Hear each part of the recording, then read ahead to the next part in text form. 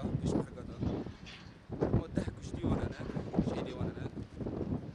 و حفت بریداری وان زیاد شیک فرقی اما تشتاق جیا بشینه هاتیه وەکی ون دزانن ئەنهات ئێوارێ سعاتیە کونی وێشە چاقên devletê Türk a xastin ku vedana watên hepegê û yê jastar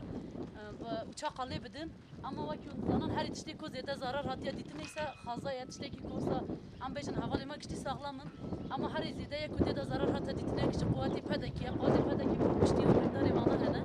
anha insan dikare bêje çi dikir bila barnama titirê negîjne amacê xwe herî zêde vê derê zarar dayîna gel û xazayê Kurdistan ya başka tiştekî dinê nîne ji bo neviya jî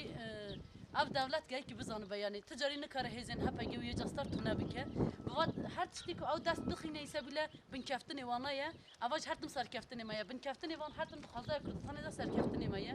em ji bo evan dibêjin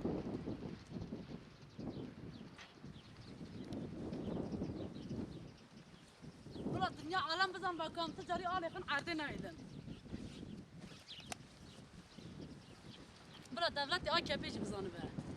bila bizan be ku ti carî em alê xin erdê nayêdin